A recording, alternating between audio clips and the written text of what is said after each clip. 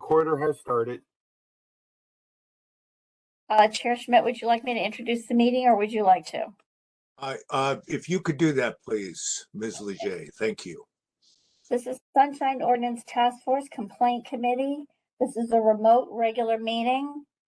This meeting is remote via video conference. Watch is bit.ly/3G6G98P. Password is Sunshine. Public comment call-in number is 1-415-655-0001. The meeting ID is 2492-592-1912 ##. The date is December 20. Remote access to information and participation. In accordance with Governor Newsom's Executive Order N3320, declaring a state of emergency regarding the COVID-19 outbreak, and Mayor London and Breed's proclamation declaring a local emergency issued on February 25, 2020, including the guidance for gatherings issued by the San Francisco Department of Public Health Officer, aggressive directives were issued to reduce the spread of COVID-19. On March 17, 2020, the Board of Supervisors authorized their board and committee meetings to convene remotely via Microsoft Teams and will allow remote public comment via teleconference. Members of the public may participate by phone or may submit their comments by email to sotf@sfgov.org. All comments received will be made a part of the official record. Sunshine Ordinance Task Force agendas and their associated documents are available at sfbos.org/sunshine. As the COVID-19 disease progresses, please visit the Sunshine Ordinance Task Force website regularly to be updated on the current situation as it affects the legislative process. Chair Schmidt, do you want to read meeting decorum? Yeah, I'll read meeting decorum, but I just want to note that there's a reference up above to Microsoft Teams, and I'm not quite sure if we are still using Microsoft Teams. So I just want to point that out. I think this is a different format, but I'm the last person to know all the technicalities. So I will read meeting decorum now. Any member of the Sunshine Ordinance Task Force may call for decorum due to disorderly conduct of meeting participants. Persons who engage in threatening and or menacing behavior may be asked to leave. Okay. So let's call number one, Cheryl. Item number one, call to order, roll call, and agenda changes. Let's tackle roll call first. Member Wolf. Give me one moment. He was here with us, but he was having some login issues. I'm going to unmute our callers to see if he actually called in. So if you don't mind letting us know who you are when I unmute you, it would be appreciated. Laura Lynch. Okay, are you logged in? Okay, thank you very much. This is Michael Petrellis calling in. I hope you can hear me. I can hear you now. Thank you very much. Okay. I guess we are still waiting for Member Wolf to get back in. Shall we continue with roll call? Yeah, let's go ahead, and I'm sure that he'll join us. We'll mark Member Wolf hopefully before absent. the first case starts. We'll mark Member Wolf as absent, and when he makes an appearance, I will note it in the agenda. Great. Member Stein? Present. Member Stein present. Chair Schmidt? Present. Chair Schmidt present. We have a quorum.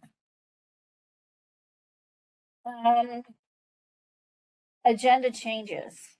I just want to address one thing, and that is with Michael Petrellis's two cases.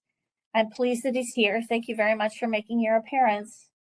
But he was left off the notice of the hearing, so I hope I have all of his records. It was inadvertent. It wasn't deliberate. It just was, he was just left off. And I hope that Mr. Petrellis's documents are in each file that he has. But he can address that when we call his complaints. But that's the only thing I wanted to make a note of. Okay, great. I think we can deal with that when those items come up. Okay. Roll call to order, agenda changes. Okay, shall I call item number 2 now? Oh, wait, Yes. can I raise one issue? I don't know Yeah. if this is the time to raise it, but it's regarding item 6. I noticed that in that item, there's a letter from DPA saying they're not going to come to this hearing because the complaint is a duplicate of an earlier complaint, and that the same request for information was made twice to the same agency on 2 different dates, and got the same response, and that those files, and I before I even got to this page, I was thinking the same thing, and I looked it up because I felt like we had seen this complaint before, that these files should perhaps have been combined. So I thought I just wanted to raise that, and it seemed like under call to order, that might have been the place to raise it. Good catch, Member I Stein. guess we can see what the petitioner says, but it's literally the same complaint is being adjudicated almost in 22070 and 22077. So I just wanted to highlight that. I Okay, think that Ms. Shulman had told me that because what you're saying, I'm remembering as Ms. Shulman telling me that they were 2 different complaints. Well, they were 2 different requests made on, I mean, there were 2 requests made on 2 different dates. But and there was like something added to the second request, but it seems like the dispute is over information that was already denied once, and a hearing was held on that exact request and the denial of it. So it was slightly different request, like something was added. I can't remember what. When we get to it, I'll see it in my notes. But Yeah, that'd be helpful because I think the other thing we have to remember is that we have to call her cases after 6 p.m. okay. Oh yeah, that's correct. Yeah. Yes, we can't Yeah. get that feedback now, but I mean, I just was thinking, like, the respondent's probably not going to be here, and when I was reading the file, I'm like, these seem like they probably should be combined. But obviously we need her here to discuss that. Yeah, we do. Okay, well, when item number 6 is called, I suggest that you bring that up and she'll be able to answer it. All right. very good. Okay. Are we done with item number 1, Chair Schmidt? I think so. Okay. Item number 2, approval of the November 15, 2022 Complaint Committee meeting minutes. I have a copy of the minutes. Does anybody have any suggestions or edits or whatever? I don't, Member Stein. No, I didn't either. Okay. I believe that we probably are fine with it. I will move to approve. I'll second that. Okay, just a second. I gotta type this in. Just getting a head start. Is there anybody in the audience who would like, or in the public who would like to make public comment on this matter? You can press *3 to raise your hand, or otherwise indicate you would like to make public comment by raising your hand through the application.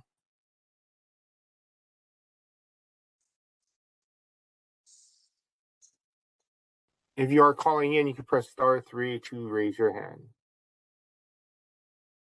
I do not see any raised hands at this time. I believe we can close public comment on this matter.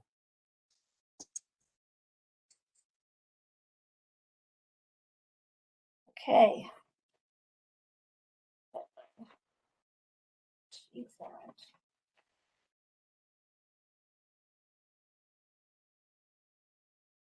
Okay. Okay. Shall we take a vote? Yes, please. Okay. Chair Schmidt. Aye. Chair Schmidt, aye. Member Stein. Aye. Member Stein, aye. Member Wolf, absent.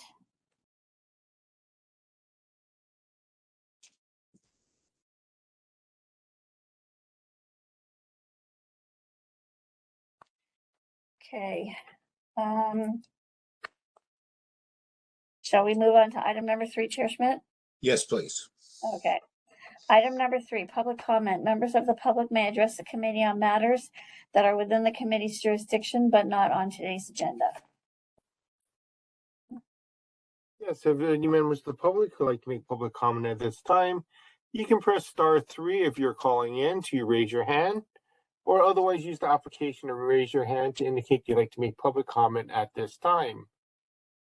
I will give everyone a few moments to press *3 if they would like to make public comment. Okay, I have one hand raised. The caller has been unmuted. It's at your discretion, Cheryl. Caller, may I have your name, please, or how you'd like to be identified? Michael Petrellis. Oh. Okay, I want to make brief public comment about requesting the task force consider ending trying to use WebEx for these calls. I think it would be better to just remove that way of communicating and just make these quote-unquote meetings happen over the telephone. That's my suggestion. Thank you. Thank you.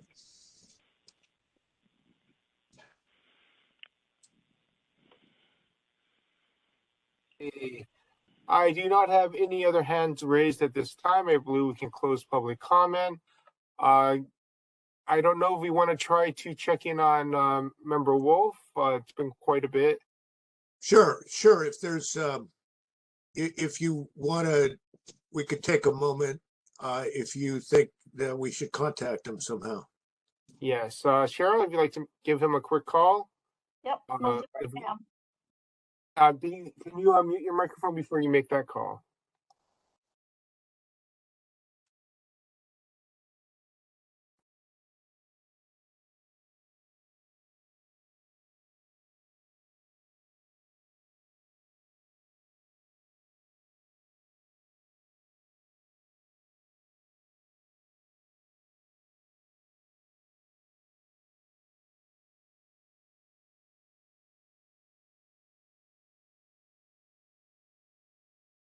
You know what? While Cheryl's making that call, I'll just go ahead and read the next item so we're ready to go when she gets back. Oops, where'd that go? I just lost it. The next item on our agenda will be item number 4, which is file number 22112, complaint filed by Mike Petrellis against Jonas Ionin and the Planning Commission for allegedly violating Administrative Code Section 67.21 for failure to respond to a public request in a complete and/or timely manner. We have Mr. Petrellis with us today, and if the representative from the department is with us today, if you can raise your hand so I can identify you. Thank you very much.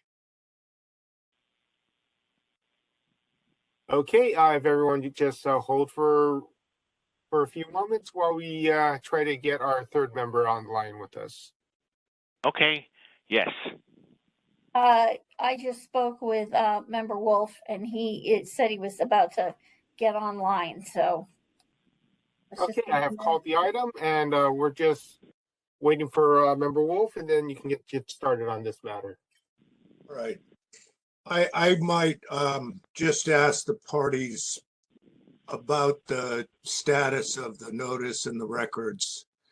It looks to me like we can probably do what we need to do here as a committee with what we have. My first question will be, and this is before we start to talk about the case. Mr. Petrellis, do you feel like there's significant records that were not in our record that we would need to be able to determine the issues that we're going to determine today? My answer is no. Okay. No, there are no other documents. There are no outstanding documents that you would need to make a decision today. Thank you. Thank you. And Ms. Lynch, do you feel like there's any reason that we shouldn't go ahead and decide the preliminary matters that a committee decides before, in many cases, sending on to a full task force decision. Any thoughts on that? I don't have any opposition to that today. Thank you. Okay, great. Thank you. Now we'll wait, see if we can get Member Wolf. While we're waiting, Chair Schmidt, how much time would you like the speakers to have? 3 or 5 minutes? 3 minutes each. 3 minutes. This is Michael Petrellis. To expedite things, I am going to be speaking about page 27 out of the 46 pages of the attachment. So if people want to go over to page 27, you'll see what I'm about to address when Bruce Wolf calls in. Thank you. You're welcome.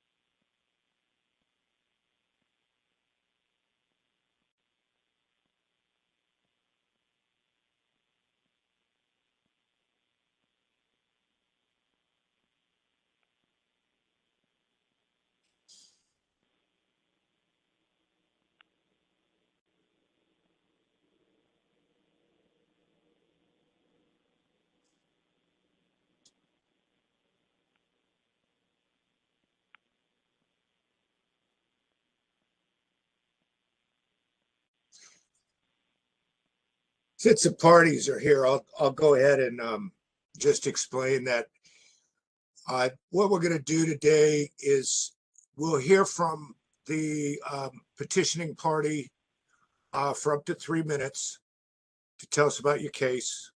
We do have records, and we've read through them already.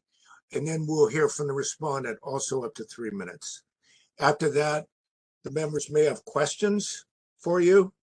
And then after a period of questions, or maybe there won't be any questions, we will deliberate and determine certain issues. We'll figure out if there's any questions about whether we have jurisdiction, whether the task force has jurisdiction. In a records case, there are public records involved. And in certain cases, we may make a recommendation, and that would be a recommendation to the full task force as to how we think the case should be decided. Thank you. We have Member Wolf with us now. Oh, we do? Okay. I will explain to Member Wolf that I've just told the parties as to the first case how we're going to proceed, and both parties are here, and so we're ready to go. Are you I'm ready. Okay, great. Okay, so at this point, when Cheryl's ready, we will hear from the petitioning party. Mr. Petrellis, are you ready to begin? Yes, I am. Go ahead, sir. Hi, this is Michael Petrellis talking about my complaint against Jonas Ionin. I'm hoping I'm pronouncing his last name correctly, the Commission Secretary for the Planning Commission. And on this day, Jonas Ionin said he wanted to combine meetings of the Historic Preservation Commission and the Planning Commission. He wanted to combine these meetings in the future, and he had done some legwork with the Historic Preservation Commission and got their agreement that a joint meeting is something they would agree to. I feel that the Commission Secretary should have explained in the advance agenda what this item was. As it stands right now on page 27 of the attachment about this case, you can read that the Commission Secretary had already gone to the other commission. He'd done some serious legwork, and this matter relates to the Castro Theater, which is of a concern to a lot of people in the city.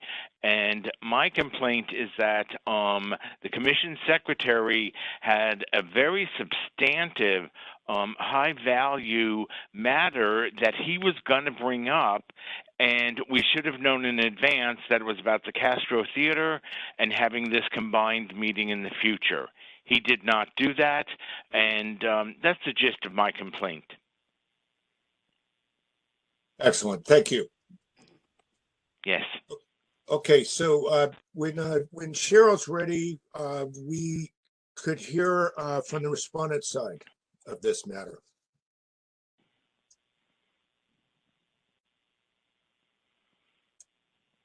Ms. Lynch, are you ready to begin? Yes, I am. Go ahead, ma'am. Thank you. Thank you for your time today. I just wanted to first bring up my initial request that was stated on page 12 of your packet, the memo from the to the Sunshine Ordinance Task Force from the Planning Department. I had outlined that the complaint stated in both the agenda and on the original notification to the Planning Department referenced a records request, and this complaint is not related to a records request. It's actually related to, as Mr. Petrellis just outlined, in a hearing and an agenda. So I just would like to request that clarification being made going forward. And as far as the complaint as to whether the item was on the agenda or not, clearly on the Planning Commission's agenda under item number 2, Commission comments and questions, the second bullet point states future meetings/agendas, end quote. At this time, the Commission may address and take action to set the date of a special meeting and or determine those items that could be placed on the agenda of the next meeting and other future meetings of the Planning Commission. Since this is clearly already on the agenda, that is why the Commission Secretary brought that item up at that time. That concludes my presentation, and I'm available for any questions that you may have. Thank you. Thank you. Okay, now we may have questions for the parties. Member Stein, Member Wolf.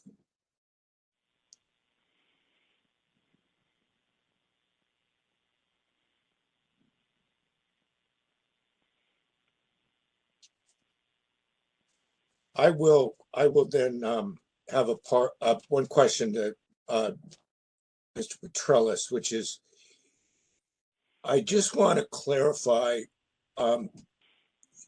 is the decision that was made here to combine, was it for a single meeting, or did they make some kind of deal where they would combine hearings in the future, like multiple hearings?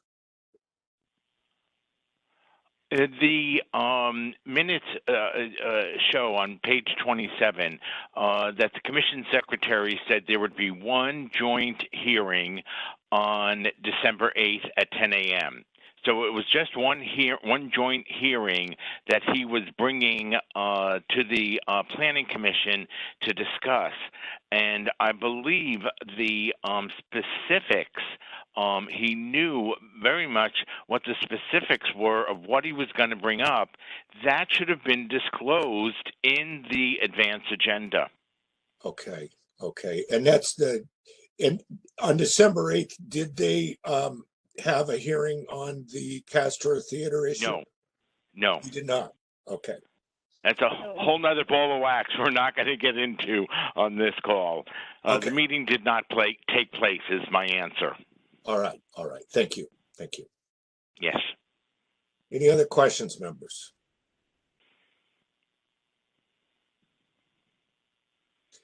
I think it is a pretty straightforward case, and I believe that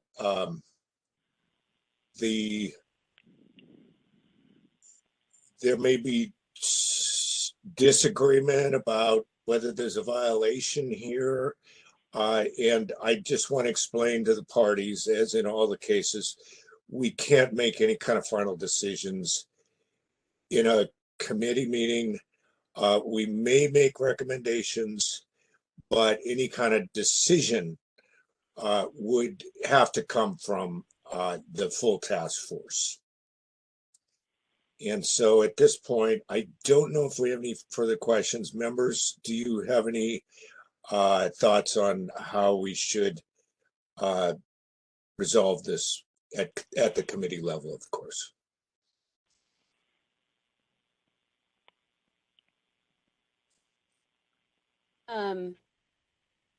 You know, I'm kind of two minds about this because on the one hand, you know, it seems that for the actual substantive issue, the public would have an opportunity to comment when that meeting would occur. And I don't think there's anything in the Sunshine Ordinance that says that there has to be multiple opportunities to comment on an item. On the other hand, I'm just kind of looking through the Sunshine Ordinance, and you know, I know that the common practice is to have an opportunity for public comment after every item, but in this case, the respondent basically has an item on their agenda where they specifically say there's not going to be any opportunities for comment after this item. And so that's the one piece that concerns me, right? That you would have an item, even if it's just future planning, where you've decided ahead of time, you know, the public is not going to be able to comment on this item. So so I would appreciate hearing what the other members think, but I guess it's a little bit complicated enough that I think it probably should go to the full task force. It's Member Wolf. Yeah, I agree. I'm along the same thinking. I think the task force needs to deliberate as to whether a commission it's compliant with the Brown Act and the Sunshine Ordinance, whether to abridge ahead of time public comment. One of the concerns I have with continuances is that lots of times I've seen, and I've not seen any complaints come up about it that often, is that an item will come up on an agenda, there will be public comment, and then they can't make a decision, so then they continue the item, and then when they continue it to the next time the body meets, they prohibit public comment, saying that they already had it, even though they may come to a different action. Okay, kind of thing, and lots of times what will happen is they'll take public comment before a motion is made, saying that, well, the item is on the agenda for action, that's it. So if that's going to be it, then, and the question is on the agenda, then there's no need to have anybody move it or second it at that point. It becomes very unruly use of not only just a general good practice for running meetings, but Robert's rules in general, basic. You don't take public comment in the same way we do. We keep very adherent to that. We don't take public comment before a motion is made. So I think it's worthwhile for the task force to deliberate on this point. So I guess I can make a motion that this is public information under the jurisdiction of the task force and that we forward it to the full task force for consideration. I'll second it. Can I ask one question? Is there a way to update the complaint to reference the correct Sunshine Ordinance code? Because right now it says related to public records, and this is related to an agenda and hearing. That's my only request. Thank you.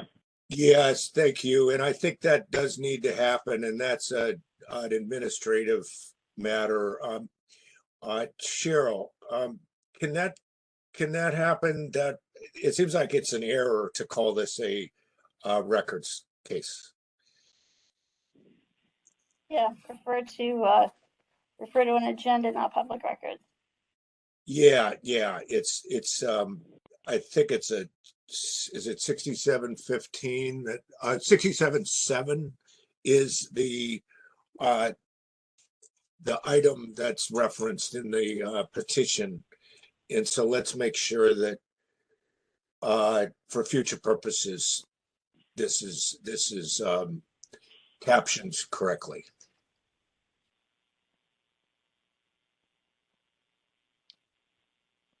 And with that, I think we can have any public comment on the motion. Yes, if there's any members of the public who'd like to make public comment on this matter, you can raise your hand now by pressing *3. We only have one other person on the line with us at this time. Okay, I do not see any indication of a request for additional public comment from our other member of the public. Let's vote.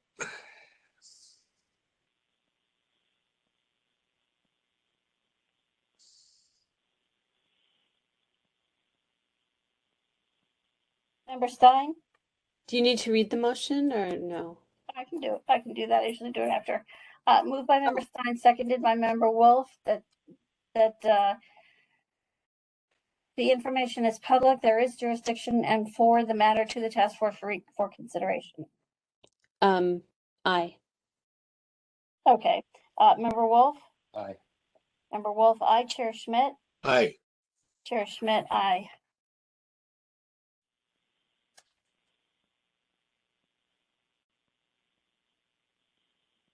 Next item, Chair Schmidt. Yes, please.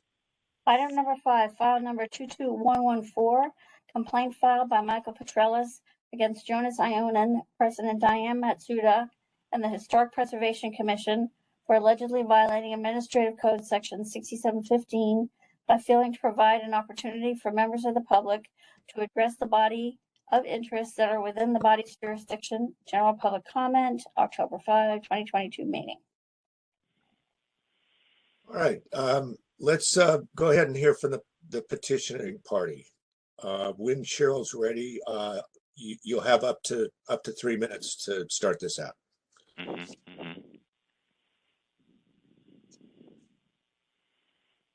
Mr. Petrellis, are you ready? Yes, I am. Go ahead, sir. Hi, Michael Petrellis again. I am on page 11 of the 48-page packet that we all received. And what you're looking at is the closed caption transcript from the SF.gov TV website of the meeting in question. And the issue here is that I was holding a sign reading "Save the Seats," which refers to the interior integrity of the Castro Theater. Because of the wording on that sign, and the president and commission secretary know why the sign says what it says, they assumed what I would be speaking about would be the Castro Theater. So as you see in the transcript, before I even began, the commission secretary is dissuading me from speaking. He's trying to stop me from speaking based on what he thinks I will verbalize because of what he sees on my sign. and you'll see quickly the transcript shows, okay, the chair is not agreeing to your request. What I was requesting were my 3 minutes of public comment to speak about related matters to the Castro Theater.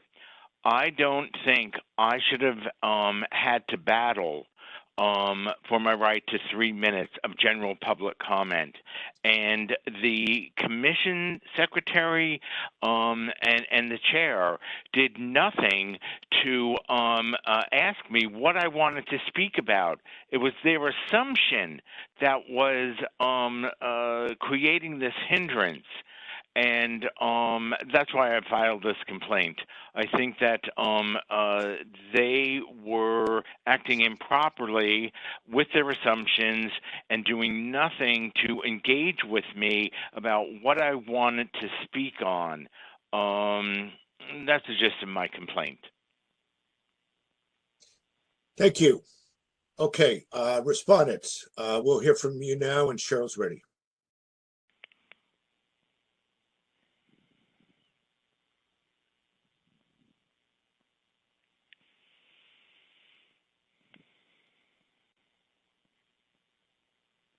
Ms. Lynch, are you ready? Yes. Go ahead, ma'am. And thank you again for your time. I would like to, if it's of interest to the members, I could share my video. I had the SFGov TV clip up. I don't know if that would be more helpful than the transcript that Mr. Petrellis provided. So please let me know, and if that's possible, you can provide me with the ability to share my screen via WebEx. If not, I can have it later on as well. Basically, there seemed to have been confusion as to what the topic would be under general public comment that Mr. Petrellis would be speaking to. It was a bit confusing because he was holding a sign that was related to an item on the agenda. And as this committee knows, we are not allowed to have any public comment under general public comment on an agendized topic. And so in that, there was discussion between Mr. Petrellis, the chair of the commission, and the commission secretary to clarify that at this time it would be only general public comment and no comment related to any agendized topic could be discussed at that time. After the clarification, Mr. Petrellis was awarded 3 minutes of general public comment. So please let me know if you want me to share the video clip, or if not, I can keep it for later as well. Thank you. Thank you. Okay, now we have question period. Members, any questions for the parties? Member Wolf. Member Wolf. Mr. Petrellis, were you denied public comment? No. Okay. And to the respondent, I'm sorry, I don't. Ms. Lynch. Ms. Lynch. Who presides over the meeting? The president, chair, or the? Yeah, the president / chair and the commission secretary, but the chair of the commission, the president, is the person that ultimately makes the decision for the order of the hearing. But is the secretary a voting member? No, the secretary is not a voting member. So does the secretary have authority to run the meeting?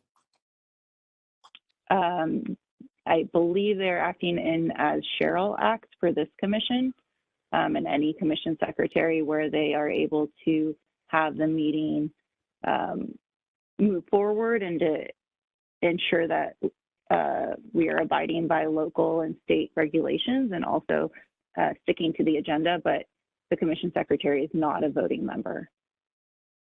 Okay. Or a member of the commission. Okay. And was there some, I understand what your explanation is regarding, because he was holding a sign up, that there was some presupposition that the Mr. Petrellis might be speaking on an item. And it sounds like, from at least from what I'm reading here, the commission is trying to ascertain whether he's going to be speaking on, and whether it's going to be on the item on the agenda or not. Correct. And Right. Mr. Petralis has come previously to speak under general public comment, primarily on the item that was on the agenda, the Castro Theater. Okay. But yeah, and the Save the Seats is related to the Castro Theater. I understand that. But let me just ask, if a person was wearing a button, and they stepped up to the podium, to the microphone to have their public comment, would you stop them for the same reason? I can't speak on the behalf of the commission secretary, but I would think a button is smaller than a sign being held up in front of you to be seen on SF.gov TV prior to speaking. And I think that was just where the confusion was. So there needed to be clarification on what was allowed to be discussed at that time to make sure we are in compliance with the Sunshine Ordinance. Because if we did allow him to speak about an item that was agendized, that's giving him 2 opportunities to speak on an item, a single item, and not the rest of the individuals wanting to comment on that item as well. Yeah, I understand that, but I guess my question is whether the person is holding a sign in their hand or wearing a button or a hat or a T-shirt. Does it matter that they might have subject matter that pertains to an item on the agenda, but that they just step up to? Not at all. Not at all. So then why did the commission secretary and the chair feel it compelled to do it this time? I can't respond on that because I was not the individual at the hearing, but I think it had to do with the sign. Again, I can't remember a previous item that we've had signs that have come to the hearing. We often get people who come to the hearing and want to speak on behalf of general public comment and other items. So I think that is something that typically happens.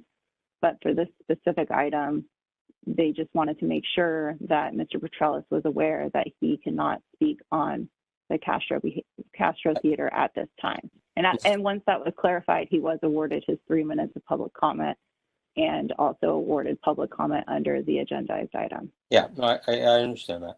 I'm just, my last question is, has the commission ever experienced somebody who did step up and started speaking about an item on the agenda during public comment? And if so, what action did they take? Yes. At that point, the commission secretary would stop the individual and tell them that their time to speak on the matter would be during when the item is called on the agenda, and that they would end their comment time at that moment. Okay, thank you very much. Thank you. I would like to make a point, clarification, if I can, at the right time on this matter, please.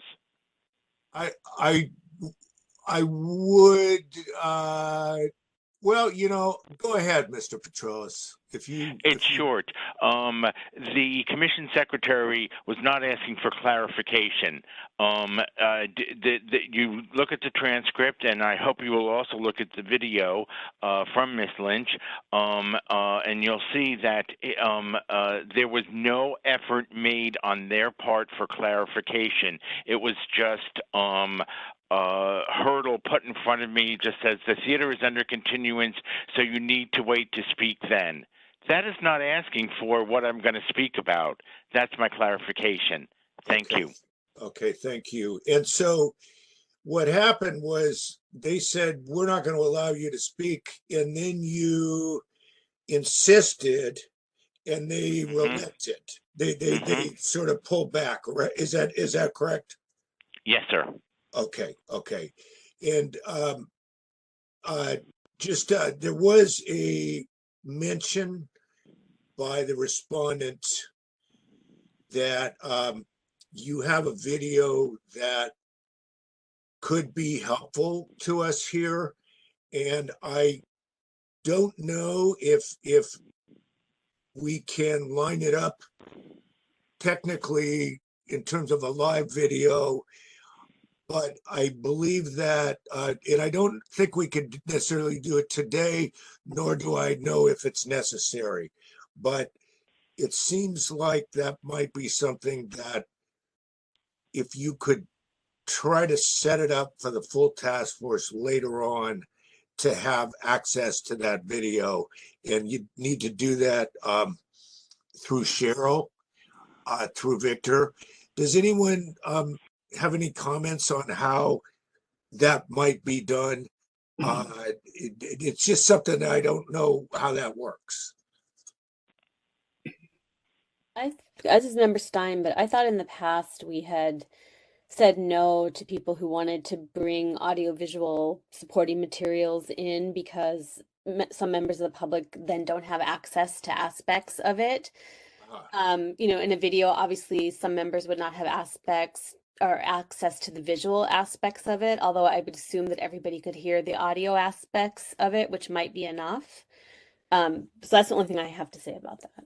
Okay. If you don't mind, Mr. Chair. Yeah, please. To add to that is when we were in a public meeting in chambers and we showed video, there's opportunity for the public to see the video while they were sitting in there. And I agree with Member Stein that if we were to do it online, they would at least be able to hear. I think for this particular case, the video part isn't necessarily necessary because both parties agree to what was visual, and so we can take that as a given, but it's really more what was happening verbally, the verbal interchange. So even if it was just an audio recording, might be enough. I would think that there wouldn't be any problem with an audio portion of it. And so it does sound like it might be relevant here. And so I would say that to Ms. Lynch that it should, if you would offer it at the time that this goes before the full task force, assuming that we do send it there, I would ask that you do. Okay. And I can't say that it's necessarily going to work, but I assume that it will. Mr. Chair. Yeah, I can coordinate with Cheryl ahead of that as well. Thank you. Thank you. Oh, go ahead, member. Yeah, Member Wolf. Just a quick suggestion. If either party wants to provide any kind of evidence that is in video format, if they can put it on in a place where it can be played back publicly, they can just provide a link. That way, any member of the public before the meeting or during the meeting can actually click on the link on their computer or their phone or whatever device, and they can actually see it. May not be in the same time sync as what we're showing it in the meeting, but at least it's in the agenda. It would be provided before the meeting commences. People have an opportunity to see it and watch it and listen to it, so on and so on. I was going to suggest, Chair Schmidt, that we have done that actually before in task force meetings, just provided a link that our IT department has helped me put together. And I think we should be able to provide that video if the committee decides that it's necessary and important. And I did provide the link in my response to the SF TV, and that's where I was going to stream it from. But if you want a reduced sized one, I could try to figure out how to do that. But I did provide the link prior. Okay, thank you. Thank you. Member Stein, do you think that is that a process that seems fair to you, acceptable under our guidelines, under our limitations?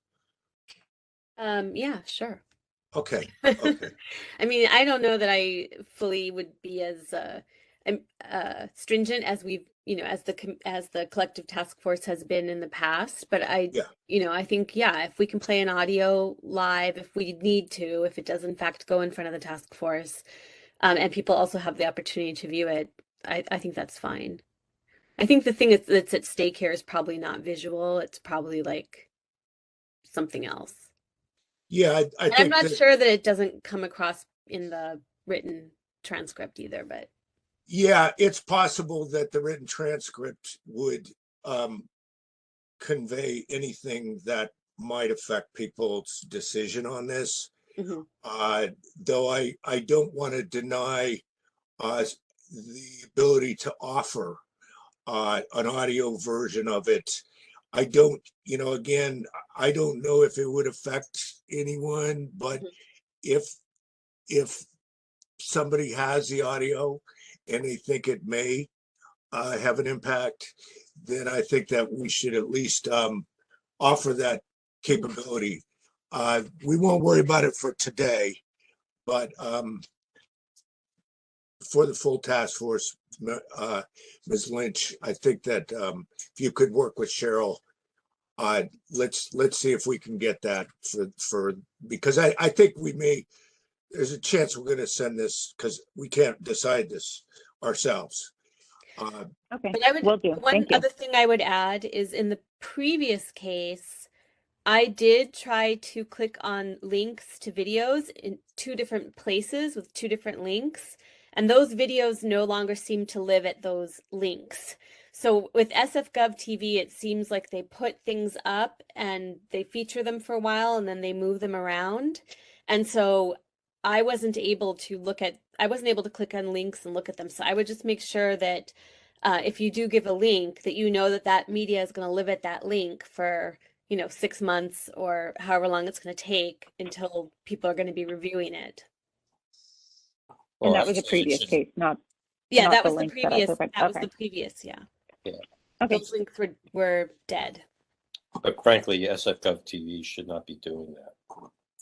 I don't You know. know, it needs to be curated so that it lives and if it's going to be changed, then that link needs to redirect to the new link. It would be somewhat irresponsible, for under kind of digital practice to not do that, to leave a broken link. Absolutely. Yeah, that does seem like, I mean, it has nothing to do with this case, but it's a separate, problematic preservation issue. Yeah, the concern is well noted. Absolutely. Yeah. Okay, so members, any other questions, or should we talk about what we want to do with this matter? I do think there is at least a factual question here, though I could see people going different ways on this one. Yeah, I don't have any more questions. I'm ready to discuss it. Yeah. So I'll tell you my view. My just initial thoughts about it are that, well, I think that the interaction that was had was kind of unfortunate in the assumptions that were made. I do feel like the petitioner, it seemed like it's a pretty brief exchange until they figure out that, yes, the comment is not going to be on, on the Castro in particular, on the Castro Theater in particular. And so, I'm leaning towards considering putting it on a consent calendar and recommending no violation only because the petitioner did get to speak, and it seems like there was some resistance, but it was pretty quickly overcome and addressed, of course, at the insistence of the petitioner. But that's not really as regulated in the Sunshine Ordinance, the tone of the exchange between the public and the body. And in the end, the member of the public did get to speak. So I don't see a violation. I'm not sure where we would locate that violation. Yeah, Member Wolf, I'm not inclined to, I hear what Member Stein is saying, and I agree with her in part. I don't know I don't want to presuppose where in the ordinance we would find a violation if there was one. I think it's up to us to deliberate that at the time of making a determination. But I will say, I think the practice, to me, it borders an abridging of a person's right to speak in public testimony and creating somewhat of a barrier. You know, if they were badgering them in some way, it could be received by the speaker, the member of the public, as intimidation, which a body should not be doing. However soft or not, I mean, the city, we have very strong rules. We all as public officials have to take, you know, trainings on an annual basis around, you know, this kind of thing. And if anything seems overt in any way that could cause somebody to feel uncomfortable or unsafe, especially during a public meeting, you know, that kind of practice should not continue. So I think it's a matter of I think the task force should consider whether this dynamic is appropriate or not, whether there is a violation or not. I think it should at least be discussed on the record, and, you know, and just kind of maybe make an advisory. Maybe it would be an advisory by the task force to say this is appropriate or inappropriate, and maybe, you know, let the city family know that, you know, this dynamic is either acceptable or not acceptable, or somewhere in between, kind of thing. I think that's within our jurisdiction too. I think this is a difficult one, from my perspective, but I'm gonna say that I would lean toward Member Wolf's position on this. I think that the problem for me is that there was an initial denial, so he had to fight. After the denial, he had to go back to them. If he was someone else who maybe wasn't so persistent about it in asserting his rights, then maybe he would have just accepted the fact that they were not going to let him speak. That's where I see the problem. And so I wouldn't want to myself vote to put it on the consent calendar. I wouldn't, on the other hand, want to make a recommendation on this. I think it's the kind of issue, because I think it is relevant that he was eventually given the public comment. So it's kind of a weird case that way. But ultimately, I think there is a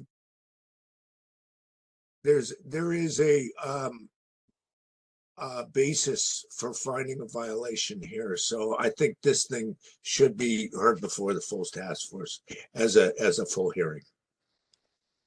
Okay, so I'll make a motion to find that this, what's the case number again? File 2114 is within the jurisdiction of the Sunshine Ordinance Task Force, somewhere in and around 6715. I think that's right, yeah, 6715 into public testimony. And that it be moved to the task force. That's it. Move to be heard, before the task force? Yes.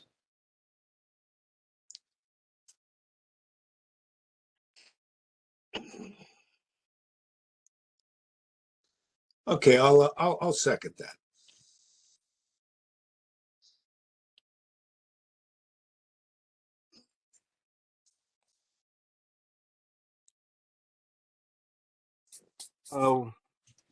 With the motion made, would anybody like to make public comment? You can raise your hand at this time by pressing *3, or otherwise using the application, you raise your hand at this time. I'll give everyone a few moments to make any indications if they'd like to make public comment.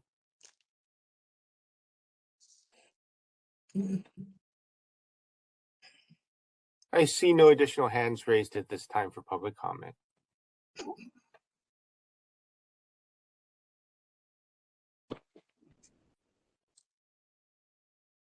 I think we're ready for a vote. Member Wolf? Aye. Member Wolf, aye. Chair Schmidt? Aye. Chair Schmidt, aye. Member Stein? Aye. Member Stein, aye. Moved by Member Wolf, seconded by Chair Schmidt, that item number 22114, the records are public. There is jurisdiction and moves for violation of 6715 regarding public testimony, and that this case be moved to be heard before the task force. Okay, thank you. Wait, Thank was you, that partners. part of it, that it was to move for a violation of 6715? No, that's not No. correct. Yeah, I wouldn't have voted for that. To consider, correct? I thought it was just moving it to the task force for consideration. Yeah, the only thing I said in my motion was that it would be concerning 6715 Okay. at least, because that's the section around public testimony that the complainant had brought forward. Yeah, Cheryl, can you tell Okay, us if you got that change? If it was needing to be changed? The records are public, there is jurisdiction, and that the matter be moved to be heard before the task force. That was what I heard the motion was. Yeah. Is that what you guys want? That's fine. That's fine. All right. So we can call the next case. I would need to take a vote. Oh, we already took a vote. Yeah. Take a vote, yeah.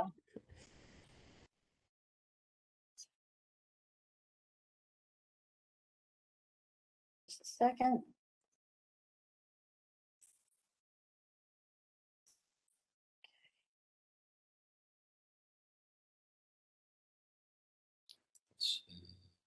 Okay.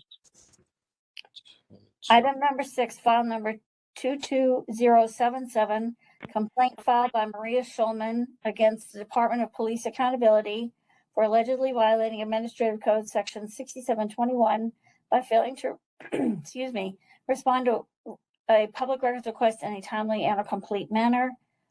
We should confirm that Ms. Schulman is with us at this point. She has late working hours. Hi. Can you hear me? Ms. Schulman? Yes. Okay, great. Yes, we can hear you. Yeah. Excellent. Okay. And I understand that we were told that the Department of Police Accountability believes that because this is duplicative, that they're not going to appear tonight. And so that's my understanding. The first thing I want to say is, and I have stated this before, so it's not any news, but it's that I have met, I've met a couple times Ms. Schulman. Excuse me. She's a friend of a friend, but it won't affect my ability to make decisions on this case. All right, so let's start. Let me just make sure. Is anyone here appearing here today for the respondent in this matter? Okay. And we will be probably having a discussion about whether this is or is not duplicative of another matter, but we'll handle that in the course of dealing with the case. The first matter up is that we can hear about the case from Ms. Schulman for up to 3 minutes when Cheryl's ready to go. Ms. Shulman, are you ready to begin speaking? Yes. Go ahead, ma'am. So thanks to the complaint committee for taking the time to hear my complaints. And yeah, I received a response for this records request from DPA saying that basically it's exempt from disclosure. And I thought that the respondent may not have understood that I wasn't just asking for the personnel records of a particular police officer, but I was asking for the all records pertaining to that particular case. And so that's why I followed up with a more specifically worded request, and you heard the complaint for that request last month. Judging from what the respondent said at the complaint committee last month, it seems that, in fact, the respondent did understand everything that I was asking for with this request. And so if the complaint committee wants to combine the two complaints, that's fine with me. As I said last month, I believe that there are documents that relate to the case that I'm asking for in the records request. And the documents that relate to it should not be included in the peace officer's personnel file. And so even if the personnel file is exempt from disclosure, I would still like the DPA to comply with my records request and give me the written correspondence, including all the emails that they have that contain reference to this case.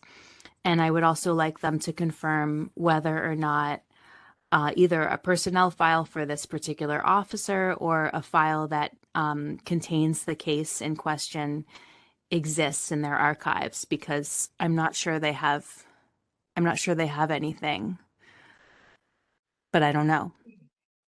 That's all I want to say. Okay, thank you. Sounds very clear, and we may have some questions. We do have a non-appearing respondent, although at this point it is a separate case. Members, do you have any thoughts on how to handle the duplicativeness question and the duplicativeness issue on this? This is Member Stein. I was going to suggest that we combine this file 22077 with 22070. But I wanted to ask the petitioner, I looked up what our motion was in 22070, which was not too long ago.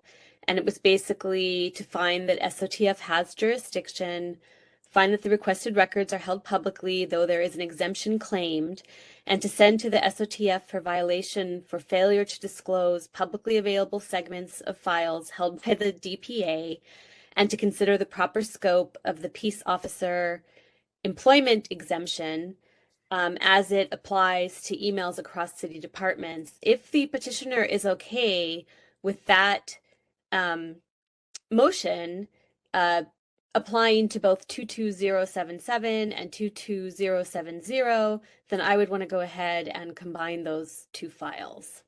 So my question for the petitioner is that motion satisfactory for you to apply to both files? Yeah, I think so. All right. So that's my only question. Okay, Member Stein, were you reading that from last month's minutes? Yes, I was. Okay. Sounded like it. Okay, I'll write that in my notes to check last month's minutes. Mm-hmm. I'll say I'd be inclined to second that, but I wonder if Member Wolf has any thing to add or any questions for the.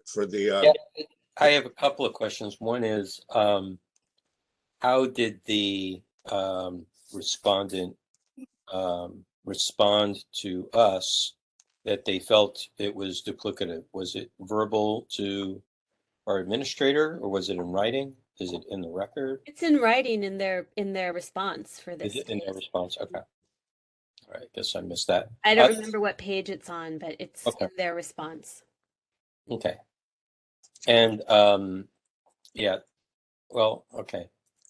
Caught me a little off guard by going back to 227070.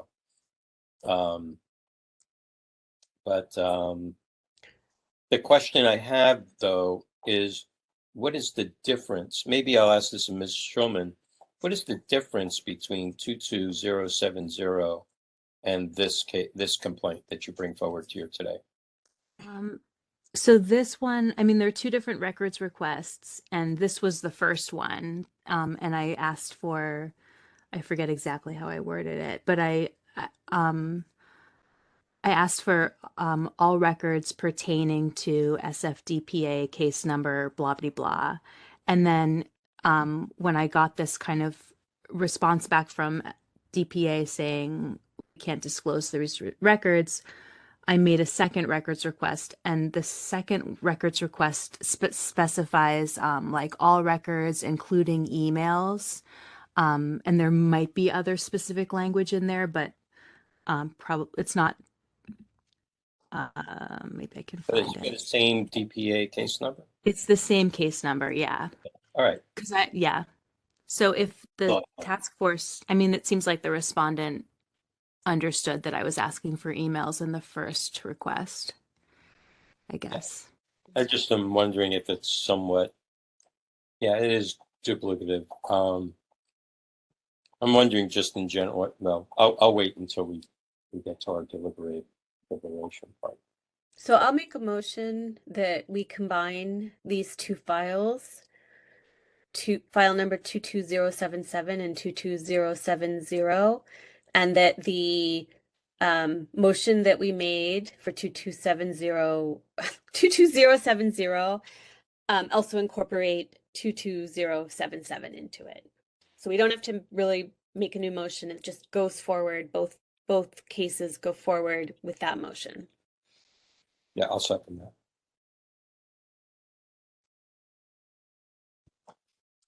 Okay, And public comment next.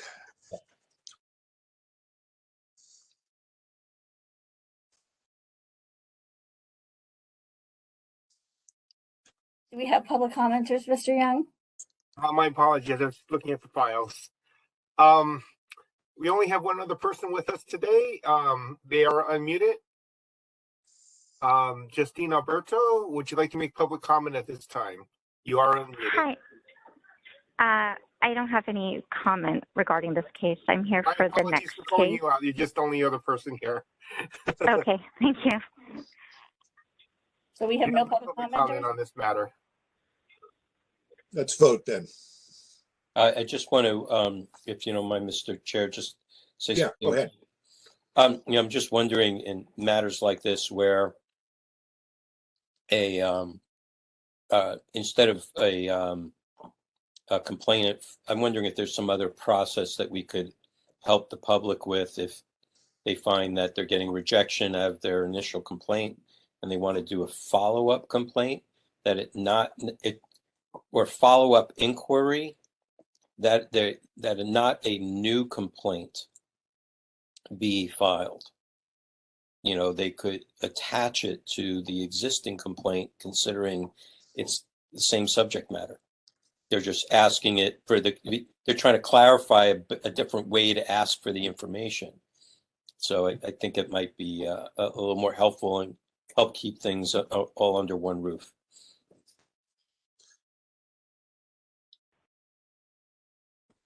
That's it. Thank Yeah, you. I think it would be fair to say that if only one of these complaints had been submitted to the task force, we would be able to consider both the initial request and the clarification together. I don't see any reason we couldn't do that. Yeah. I just want to say for this particular case, I did approach Ms. Schulman about what the differences were in these two matters. And she mentioned the email. So I thought, all right, well, there's clearly a reason she wants them separated. That was how I looked at it.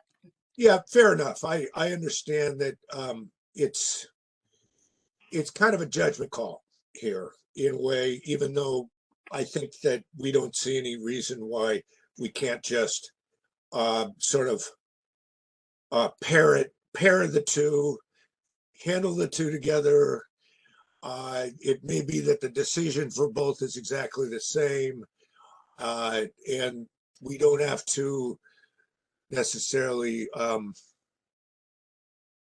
try to parse out if the change in the language is somehow makes it a different complaint or not. For our purposes, let's just pair them and hear them together. So we'll go ahead and I guess we're ready for a vote. That's the point we're at. Okay.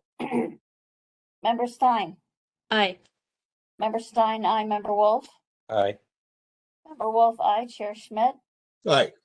Chair Schmidt, aye. Moved by Member Stein, seconded by Member Wolf, that we combine matters 22077 and 22070, and that the motion made for 22070, the language was to be incorporated. So if we're combining both, I'm just putting, so for the record, I'm just going to put in last month's minutes, the motion, and include the new file number, and that'll satisfy us, right? Include both file numbers, yeah. Yeah, both file numbers. Okay. Okay, I got that down. All right, good.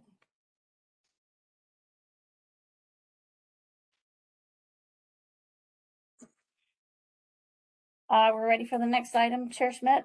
Yes, please.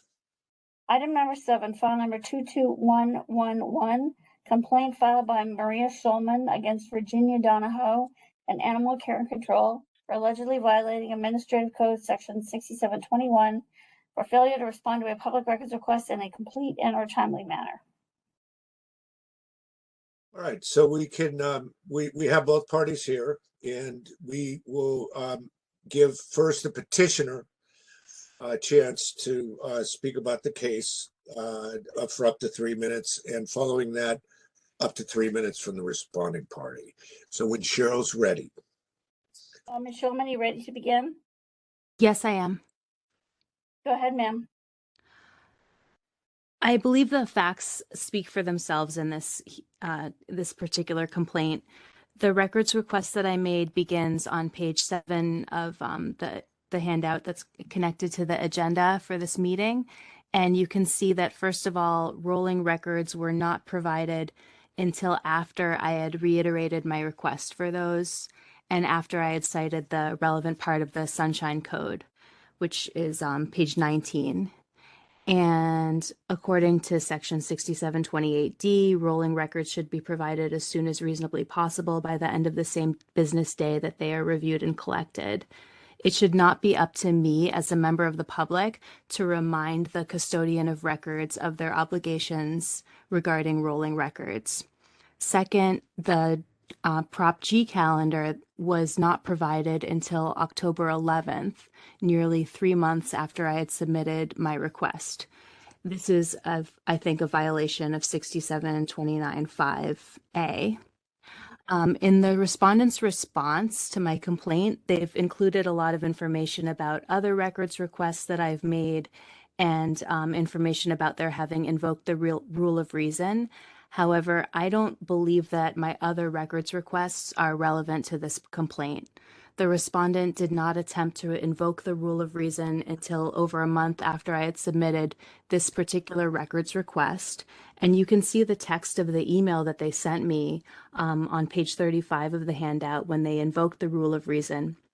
They claimed that my records requests had, quote, impeded our ability to fulfill our regular duties. And in that same email, the respondent refers to my requests as, quote, burdens, unquote. Although the respondent may not enjoy responding to records requests from the public, the SF Administrative Code states that the work of responding to a public records request and preparing documents for disclosure shall be considered part of the regular work duties of any city employee. Fulfilling these kinds of records requests is part of the regular duties of the respondent, and I appeal to the task force to hold the respondent accountable for failing to fulfill those duties. It does seem that the respondent found it difficult and inconvenient to fulfill my request. However, according to 6729.7 of the Sunshine Code, all department heads, quote, shall maintain and preserve in a professional and businesslike manner all documents and correspondence, including but not limited to letters, emails, drafts, etc., and they shall disclose all such records in accordance with this ordinance. I believe that maintaining and disclosing the records that I requested are part of the regular duties of Director Donahue, and if it was not easy for the respondent to access and sort Showman, your through time the is up. documents, that's not my fault. Thank you. Great. Thank you. Thank you, Ms. Shulman. Now we can hear from Ms. Alberto on behalf of the respondent. When Cheryl's ready. Ms. Alberto, are you ready to begin? Yes, I'm ready. Thank you. Good evening, members of the Sunshine Task Force Complaint Committee, Ms. Shulman, and other members of the public. My name is Justine Alberto. I'm the Principal Administrative Analyst and Custodian of Records for San Francisco Animal Care and Control. Thank you for the opportunity to letting me address the committee regarding this complaint. ACC received the complaint from the task force on October 5th.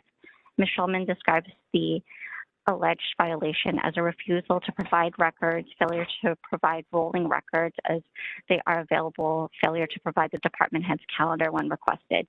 ACC disagrees with the complaint. We have communicated with Ms. Shulman and provided responsive documents to her requests as they become available. Ms. Shulman submitted the immediate disclosure request via the Next Request platform on Friday, July 15, 22. The request stated all emails, calendars, phone records, and text messages involving Director Donahue from May 24th to May 31st, requested as a rolling records request, and if ACC is unable to produce them immediately, that was her request. ACC responded on Monday, 7/18, stating that we would treat it as a regular standard request since it's not routine or since it's not a routine request. In the attachments packet, starting on page A1, we provided a table showing our responses regarding this request and some of Ms. Shulman's other requests. I want to point out that we responded within the immediate disclosure response guidelines, and we continue to provide Ms. Shulman updates regarding the request.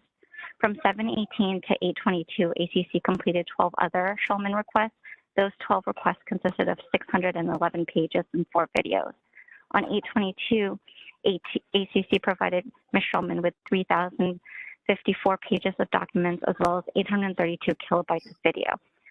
From June to August 22, Ms. Shulman submitted 39 requests to our department, 36 of those being immediate disclosures. As mentioned, many of these requests were complex and not routine. Each request requires us to do a diligent search on multiple platforms and review each page and video for redaction. Many of the requests comprise of 300 emails or more. Our department has worked diligently to work on all of Ms. Shulman's requests. On 8/25, we provided for this particular request 98 documents, and then I list that the several documents which we did provide on several other dates. In total, we provided 152 documents and 407 pages for this one request. The Prop G calendar guidelines requires that our director maintain a calendar daily, and it must be updated within 3 business days with the meeting time, place, and attendees. General subject matter or agenda. Our director is in compliance in doing so. The calendar was requested through the Sunshine Public Ordinance Act. Your time is up. I'll give you a little more time. Go ahead. Okay, so it was requested within the Sunshine Ordinance Act, and we did respond within the 10 days. Or we did respond to Ms. Shulman, though just because that the Prop G says that it needs to be updated within 3 days, we are in compliance of that. It's just that we still have to review the calendar before it's submitted to the requester. Thank you. All right. Members, any questions for the parties? Member Wolf. Member Wolf. Yeah, I'm sorry, respondent, your name again, please? Justine. Justine, thank you. My name is Bruce. So you mentioned that you decided that this was not an immediate disclosure request. And under what rubric did you determine that? The reason it was not a routine request because it required us to look through all of her emails, calendars, phone records, and text messages. So that's not a routine request where we pull a regular report or it's something that's easily available to us because we have to review each of those documents for redaction. And how did you come to learn that definition? We had discussed this with our city attorney's office. We have several requests from Ms. Shulman, and at this point we had to invoke the rule of reason, and we are responding to her request in the order that they have been received, but we have asked Ms. Shulman to let us know if she'd like us to prioritize certain requests. At no point did she ask us to prioritize this particular request. Okay, let's take one thing at a time. We'll get to the rule of reason in a moment, but let's continue with how you came to a determination that this could be converted from an IDR to a standard request. Because this particular request had so many emails that needed to be reviewed. So that's why it wasn't an IDR. Yeah, you mentioned that your city attorney advised you of this. Who is the city attorney that advised you of this? At the time, it was Brad Brucey. Okay. And did he cite any section of the Sunshine Ordinance? I don't recall at this time. But because Ms. Shulman has asked us for all emails, calendars, and phone records and text messages on numerous occasions as immediate disclosure requests, so it's not something that we're able to produce immediately. I understand the voluminous part, but you know, the Section 6725 provides you with the ability to do a rolling basis. Correct. Okay, so that's not a problem. There's no need to convert it. Okay. On the second part, for the rule of reason, what is give us the reason that you felt that this would take. I mean, why did you invoke the rule of reason? Because each of her requests, there's over 300 documents that need to be reviewed per response. So because we're a really small department, so Ms. Shulman's correct, this is part of our regular job task, but because there's so many and she's not the only requester that we're responding to, we had to invoke the rule of reason in order for us to work on other requests as well. Okay, so you were denying her. You're denying her disclosure of the records based upon the rule of reason because you felt the request was becoming too voluminous? At no point were we denying her the records. We were saying that we needed more time to work on them because there were so many requests, and we have to review each of the responsive documents prior to providing it to her for redaction rules. Okay. All right, thank you. Thank you. Ms. Shulman, where in this are you citing timeliness, and in what area, for what documents? I think the Prop G calendar, definitely, and I think that's the only one. I mean, I understand the voluminousness also, but yeah,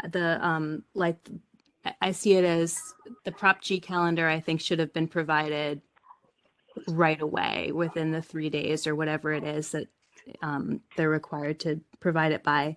And then the emails like should have been produced on a rolling basis at the end of the same business day that they were reviewed rather than being batched.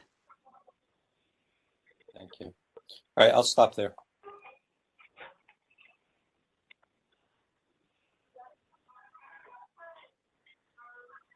A question for Ms. Shulman, Ms. Chair Schmidt. Are there remaining documents that you believe still need to be compelled on this request? I don't know. Yeah, I don't know I don't think I can answer that because I'm not sure. So what you're saying is you don't know if maybe there would be responsive documents that have not been given to you, but well, okay, I'll ask you this. Do you anticipate receiving anything further on this request? I do not. Okay. Yeah, I think the respondent closed this. And so they've said to you that they've given you everything that is allowed, let's say, to be given to you. I believe so.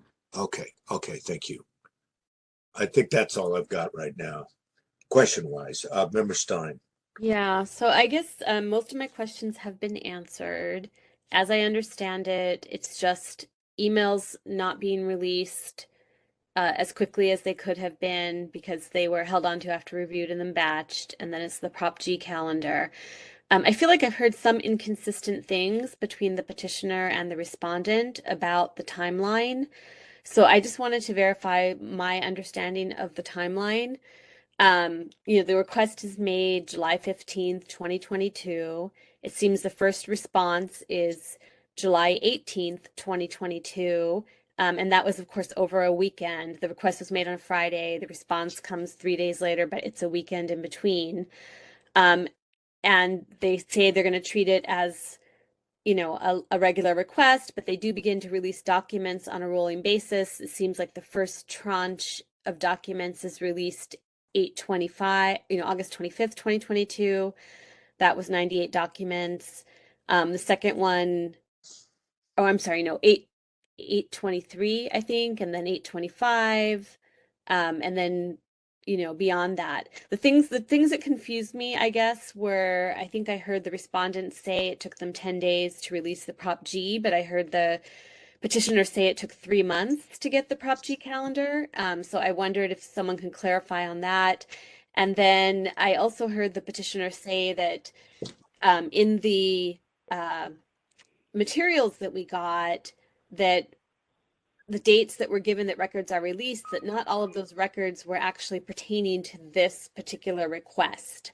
So I'm wondering if anybody can clarify those points for me, either the petition, well, maybe first the petitioner and then the respondent. Like, how long was it actually until you got the Prop G calendar? On that document they gave us, do some of those releases not apply to this request, and which are those? I think I got the Prop G calendar on October 11th. If you look at, so the records request starts on the 7th, page 7, sorry, starts on page 7. And where is that message? Oh, it's an older, I think, yeah, you can't see the messages from, it's an older copy of the records request. Yeah, on October 11th, the respondent sent a message saying, released to you here is Director Donahue's calendar from these dates. So yeah, that's where I'm getting that date. And then I missed your second question. You seem to say that in the charts that we were given in our packet from the respondent, about the dates that various records were released, that the records that they list, and I think this starts on page 35 in the current packet, Hmm. that not all of those were actually releases related to this request, if I heard you correctly. Oh, And no, yeah, I think that I think that chart is about this records request. okay, so then it's accurate that you got responses on like July 25th, August Yeah, 12th, August 22nd. that's correct. Okay. All right. So and I don't know if the respondent wants to respond to this as well. Yes, Member Stein, if you don't mind. I do want to say, yes, the Prop G calendar was provided on October 11th, but we were responding with other documents earlier. And I also want to clarify that that we had to keep the Prop G calendar up to date within the 3 business days. But based on the Sunshine Ordinance, it still follows regular guidelines, right? So we still are responding, and we didn't prioritize that particular item because it wasn't asked by Ms. Schulman to be prioritized. And then I wanted to clarify that at no point do we hold documents before we release them to Ms. Schulman. All of the documents are reviewed when we have the opportunity to review those documents for redaction, then we go ahead and release them. The reason for it being batched is because that's when we're working on them to be reviewed and redacted, and then we immediately provide it to her as soon as they're redacted. That's all I wanted to say. Thank you. Okay, so so basically you're putting them together, then somebody's reviewing them at the one time, and they're being released after they've been reviewed. Correct. Okay, the only thing I want to just respond to you is just so you're clear that if you look at the Sunshine Ordinance on calendars of certain officials, 67.29-5, it says that these calendars shall be available 3 business days subsequent to the calendar entry date for requesters. So it's not that you have 3 days to make sure they're correct. It's that, I mean, I guess you do have 3 days, but they're meant to be available within 3 days of being requested if they are past calendars. And I just want to make that clear. Okay, I had discussed this with our current city attorney, and our understanding is that it follows the same city Sunshine Ordinance guidelines, because the Prop G calendar still needs to be reviewed for any sort of redaction before it's provided to a requester. I don't subscribe to that interpretation based on the sort of plain wording of the Sunshine Ordinance. So I'll just say that. Thank you. Those were all my questions.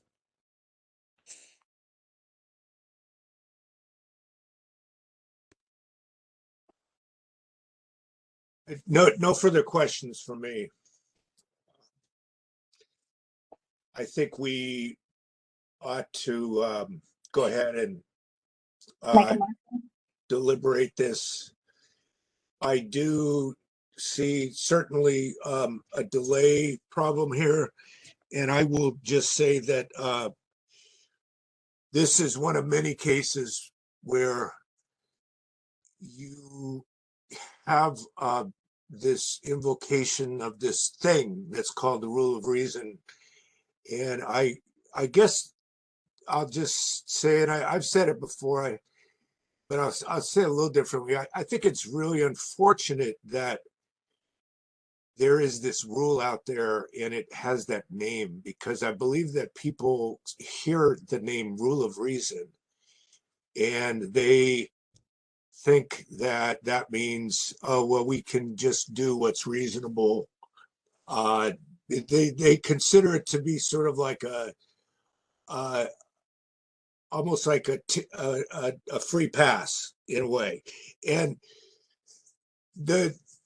I don't think that the guidance that the city attorney's office gives on this is very helpful, and it really is misleading, and it allows people to think that, because the rule of reason, as the California Supreme Court has stated it is much narrower than the way it's being used in the city. Now, I don't want to say that this department necessarily in most of their production here was as delayed as we see in other situations. But I think maybe if we just point to the calendars as being, 2.5 months, I think that's way beyond what any of the rules would allow, or anything that would properly be invoked to extend their time, whether it's these uses of the 14-day or the rule of reason. So I think we definitely have delay here.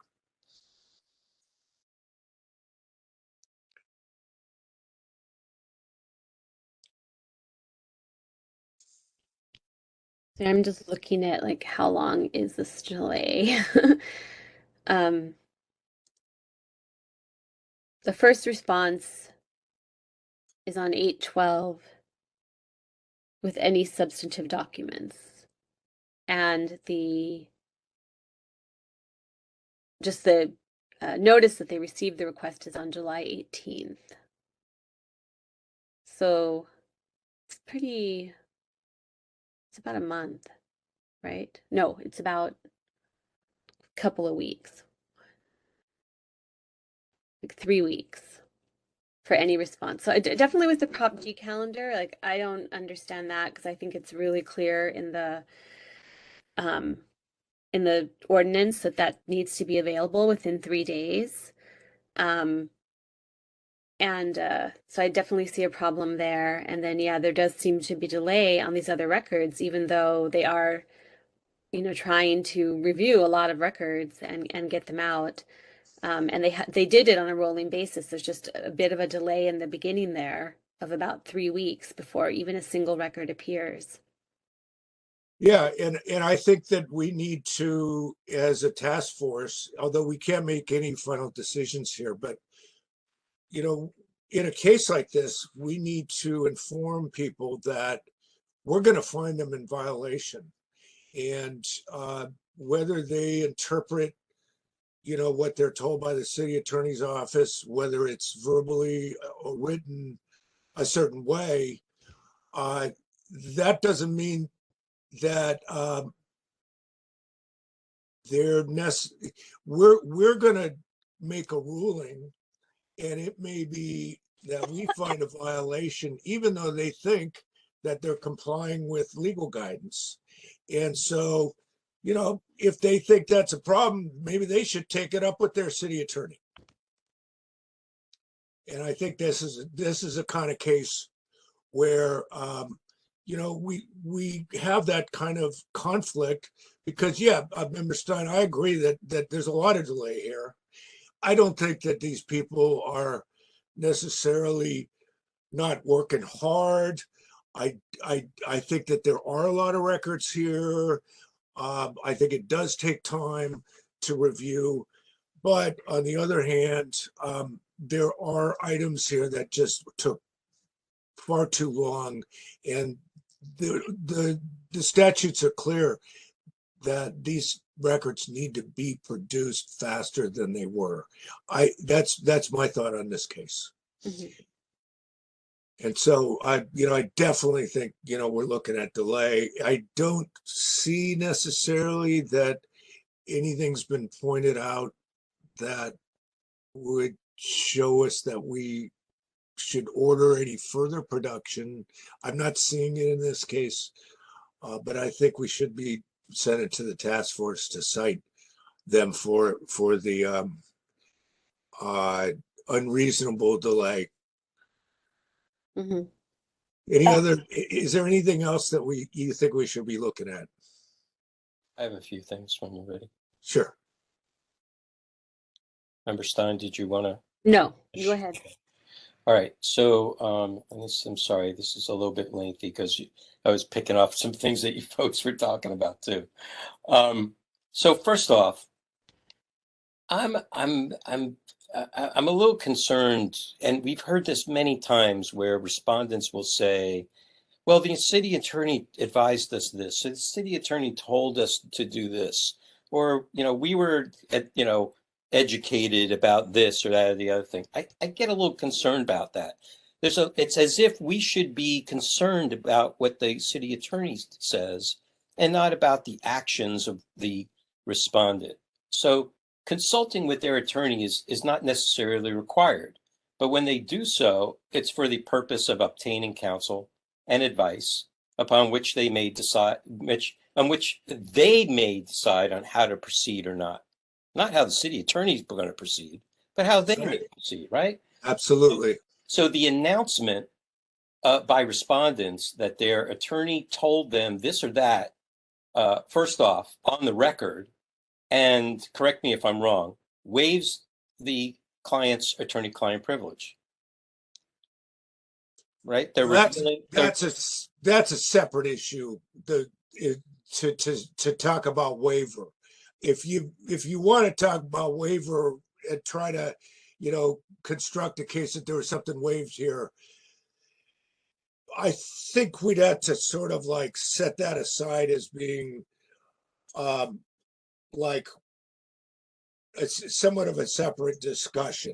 I agree. I'm just making a statement about it. Okay. That's what's coming out here for me is that, the respondent is revealing discussions that they're having with their attorney that could or should be privileged, right? Now they're exposing it. So I'm just saying as a matter of fact, by exposing it, it could be, and I'm saying maybe I'm wrong, maybe I'm right. Okay. I think you're right that they do need to be careful about what they tell us in terms of the content of communications with their counsel.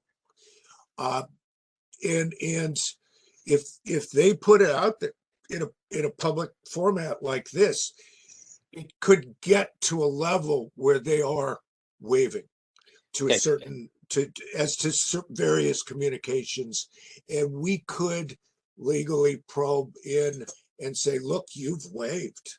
Right. Yes, absolutely. It opens the door. At least it opens the door, right? That can happen. Yeah, absolutely. Okay. So that leads me to my next point is that this kind of presentation exposes the city attorney under 6721I.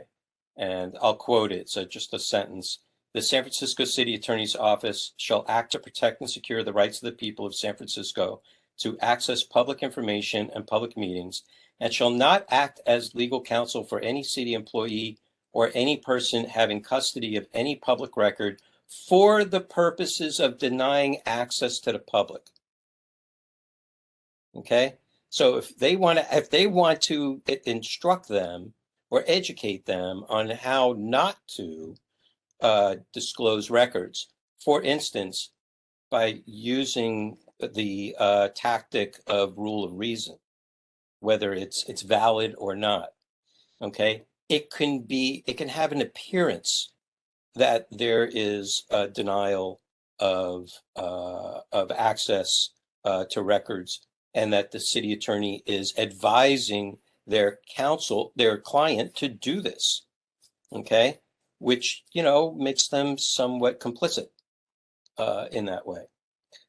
So I'm just saying this is what it could be apparent, right? This is how it could be perceived, right? On the next point regarding voluminous, and in regards to the conversion of the IDR to a standard request,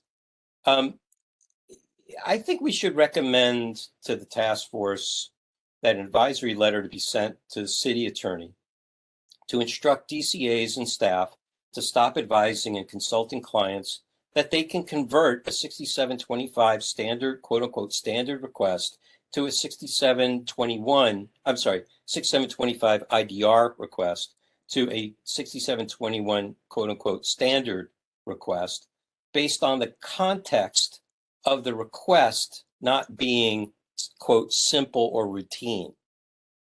Okay, in that 6725A for the IDR states that for custodian's use, quote, maximum deadlines provided in this article are appropriate for more extensive or demanding requests, but shall not be used to delay fulfilling a simple or routine or otherwise readily answerable request. Okay, so that doesn't mean you automatically get to convert it. All it's saying is that don't use the extensions to delay what would be a simple or routine request. If it's not simple or routine, then you have the 6725D, where the city, quote, the city and county shall produce any and all responsive public records as soon as reasonably possible on an incremental or rolling basis, such that responsive records are produced as soon as possible by the end of the same business day that the records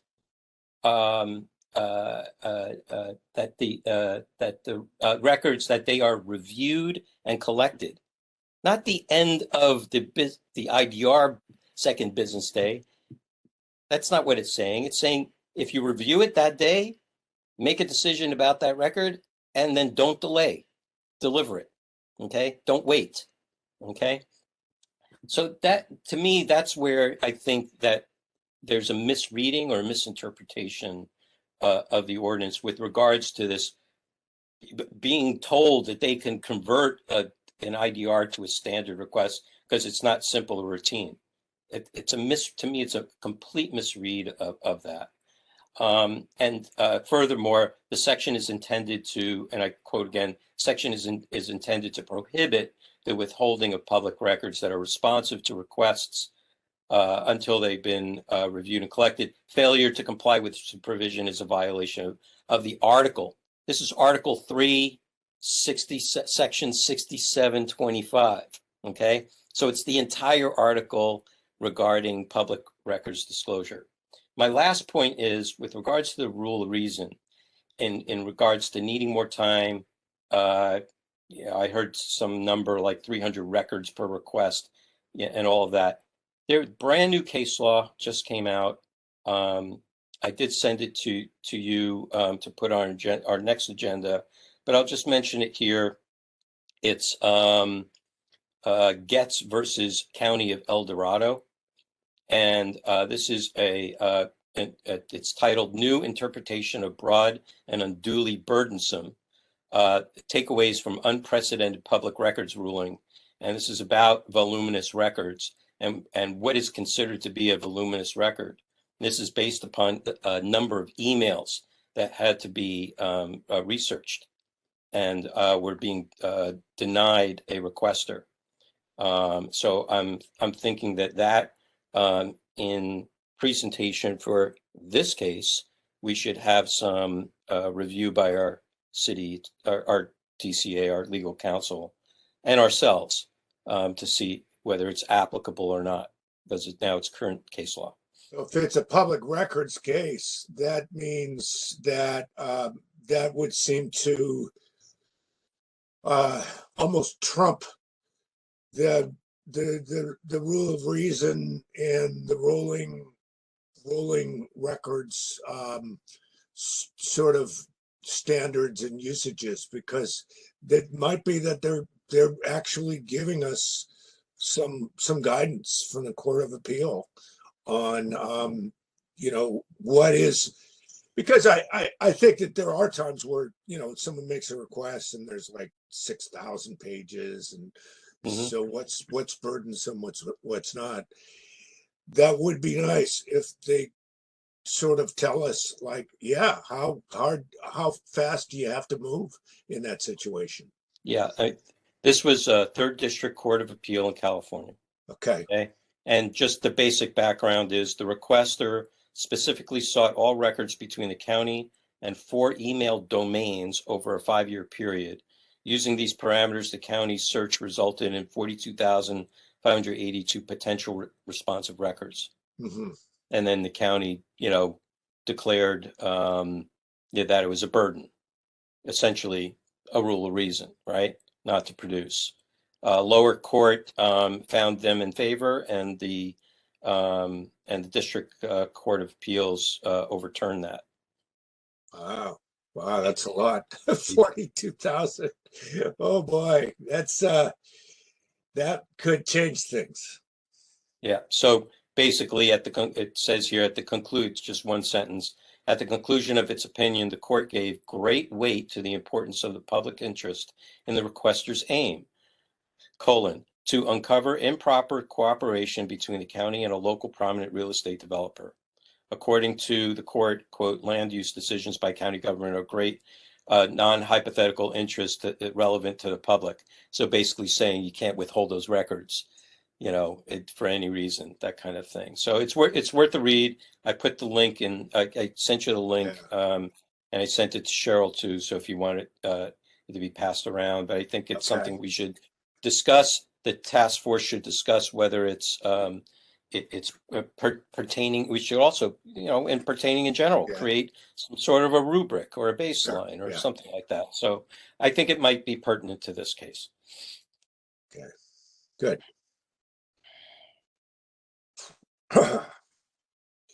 Well, I think we probably should move this case to the task force. It seems like it's a delay case. What provisions does anyone want to cite in a motion? I would cite 67.29-5 for not releasing Prop G calendar within 3 days, and 6721B for timeliness.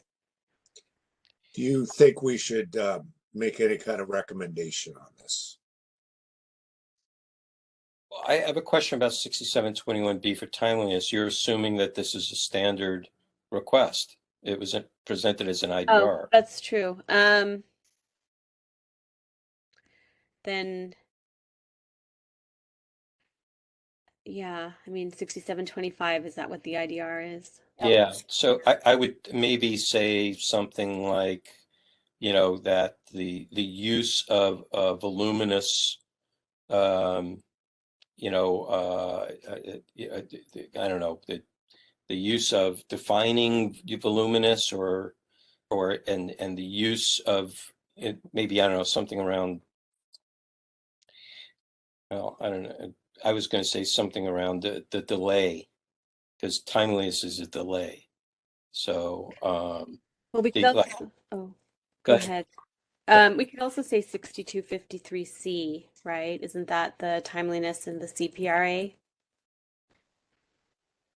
6253C. I think. I was just pulling it out of my head, but I think that's what it is.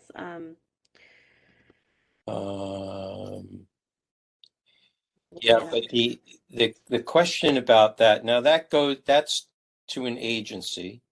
If you're going to go up the ladder in that way, removing it out of Sunshine, then you're speaking to an entire agency. You're not speaking to a specific custodian.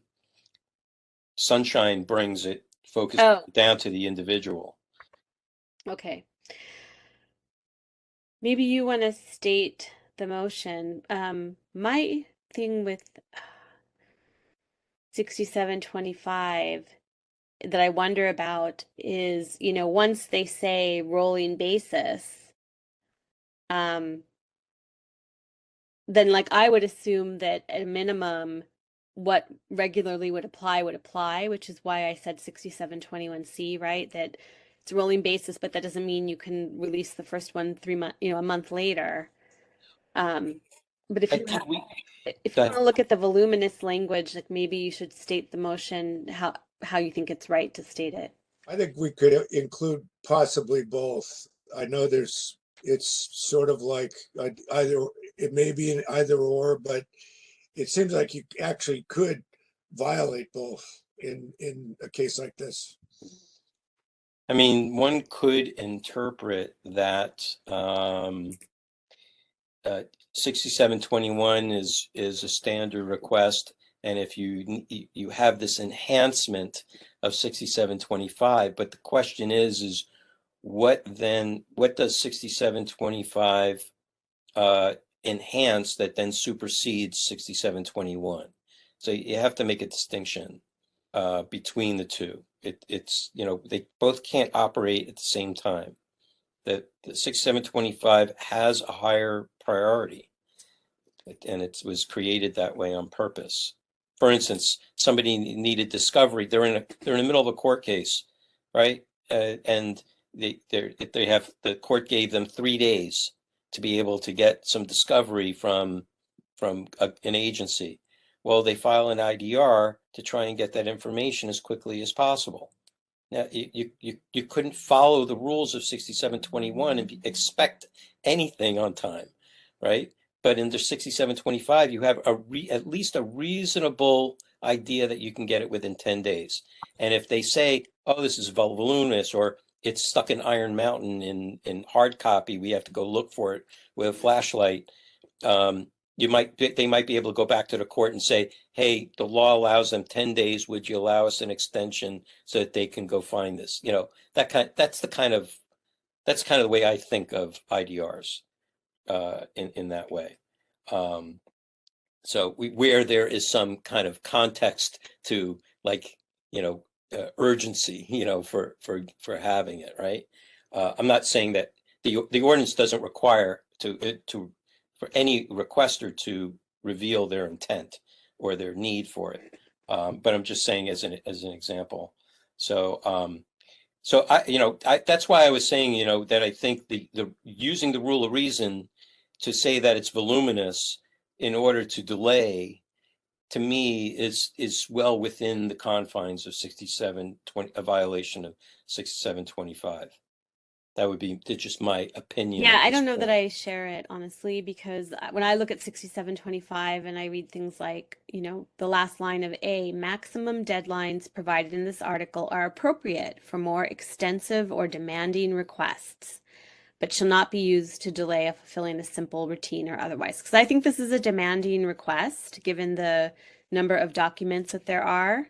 And so I would then feel like, okay, then you're reverting, for me, you would be reverting to the normal maximum deadlines, which would be the 10-day deadline. So I do see it, I read it in relation to 6721, and this is an enhancement, but if it can't be fulfilled, that at the minimum, the regular requirements stand. So that's why I'm saying, if you want to, I'm interested to see how you would word it. If you want to bring in all of that, things Yeah, having to do with. I would say, I mean, just to, you know, you can't make that particular claim without including D with regards to incremental and rolling basis.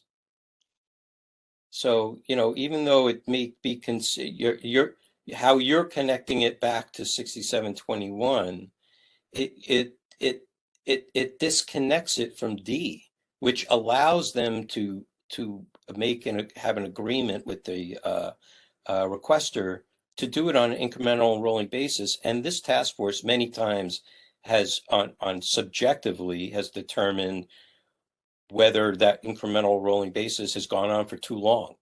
You know, what's reasonable for this type of request or this type of document or so on and so forth. So, you know, I think I would just say that this is within our jurisdiction. It does fall within the confines of 6725. I think all these arguments that we're making here in discussion and debate is good to bring to the task force to consider.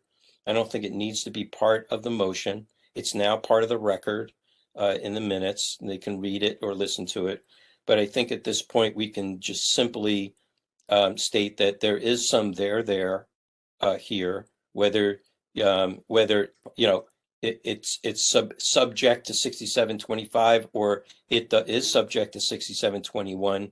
Let's have that discussion at the task force level. Let's not try to adjudicate it here. Well, could we say, okay, I don't know if that was a motion or not, but How about an and or.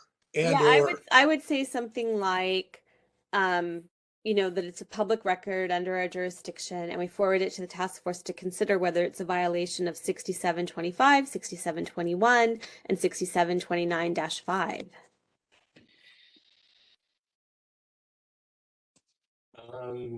You can.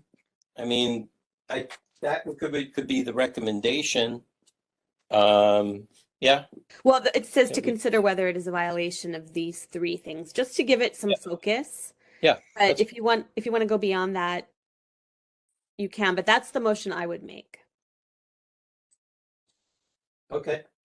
Okay, so I make that motion then. I'll second that motion.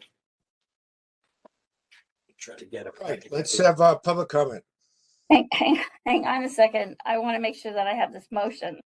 Member Stein is going for public records jurisdiction and to consider violations of 6725 for the delay of the response.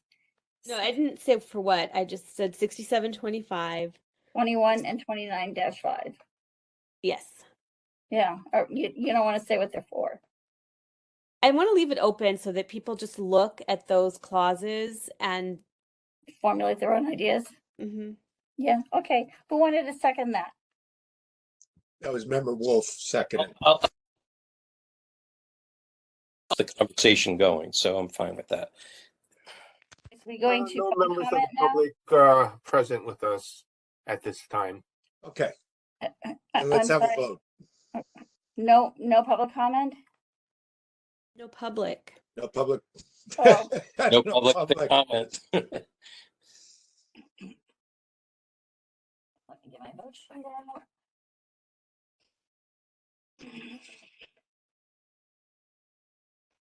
Member Stein? Aye. Member Stein, aye. Member Wolf? Aye. Member Wolf, aye. Chair Schmidt? Aye. Chair Schmidt, aye. Shall I read it back? Sure. Okay. Moved by Member Stein, seconded by Member Wolf, that the records are public, there is jurisdiction, and request the task force consider violations of 6725, 21, and 29-5. I'll leave it like that. Good. Okay. All right, thank you to the parties. We'll move that on too. All right, next item. Item number 8, announcements, comments, questions, and future agenda items by members of the complaint committee. Nothing from me. Nothing from me. Member No. Stein? No, I don't have anything.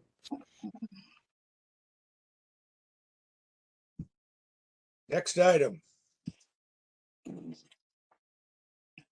Item number 9, adjournment. I have 7:40. Move to adjourn. Second. All in favor? Aye. Thank you so much, everyone. Yeah, Yeah. thank you. Thank you. We're all Aye, sweating in the cold weather.